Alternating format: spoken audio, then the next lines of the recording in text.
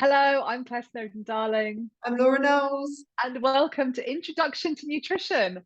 Oh, it's a lovely little course. I love this It is a one. lovely little course. So, why is it important to study nutrition? Well, I think that predominantly the reason why it's important to study nutrition is because there are so many modalities, there's so many different ways that we can work with people to try and get them feeling better, feeling more healthy, feeling fitter. But I really love the phrase, you can't out-train a bad diet.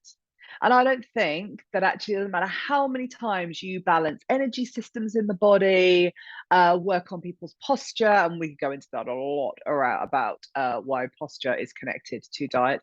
But we can't actually get ourselves to a place of wellness until we have sorted out the biochemistry that is the human body. And the way that we do that, and this is for me why the medical model can be very limited, because if you've got an ill dog, you take the dog to the vets, and the first thing that I'll ask them is, what's he been eating?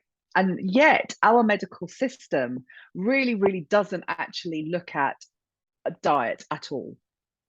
Now, we are in a time where our soils are depleted, our food chains are ruined, our food is less nutritious than it used to be. We've got a huge amount of conflicting information bimbling around the health world about what is healthy, what isn't healthy. We've got fad diets, we've got pesticides, pollution, chemical toxicity. We've got all of these issues coming at us. And yet, one of the ways that we can really mitigate the effects of all of those things is knowing how to eat, what to avoid, and why.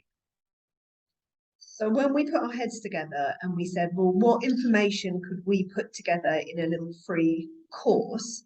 We wanted to put our absolute specialities. So food intolerances was top of the list, always, always. We also look at why it's important to drink water. We wanted to put in some of our hormone work. So there is how does nutrition affect our blood sugars? How does nutrition affect our hormones?